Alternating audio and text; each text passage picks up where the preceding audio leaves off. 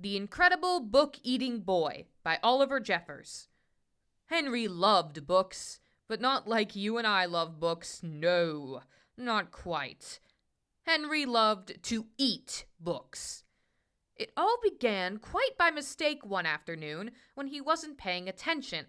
He wasn't sure at first and tried eating a single word just to test. Next, he tried a whole sentence, and then the whole page. Yes, Henry definitely liked them. By Wednesday, he had eaten a whole book. And by the end of the month, he could eat a whole book in one go. Henry loved eating all sorts of books. Storybooks, dictionaries, atlases, joke books, books of facts, even math books.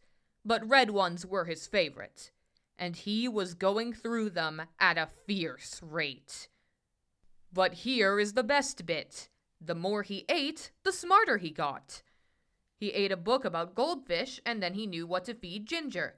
Before long, he could do his father's crossword in the newspaper. And he was even smarter than his teacher in school. Henry loved being smart. He thought that if he kept going, he might even become the smartest person on earth. So he kept eating books, and he kept getting smarter and smarter and smarter. He went from eating books whole to eating them 3 or 4 at a time. Books about anything. Henry wasn't fussy, and he wanted to know it all. But here is the worst bit.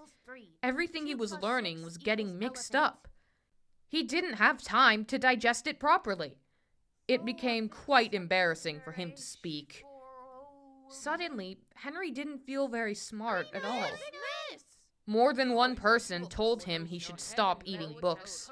So, Henry gave up eating books and sat sadly for a long time. What was he to do?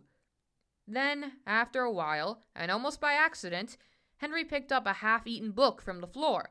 But instead of putting it in his mouth, Henry opened it up and began to read. And it was so good. Henry discovered that he loved to read, and he thought that if he read enough, he might still become the smartest person on earth. It would just take a bit longer. Now Henry reads all the time, although every now and then. The end.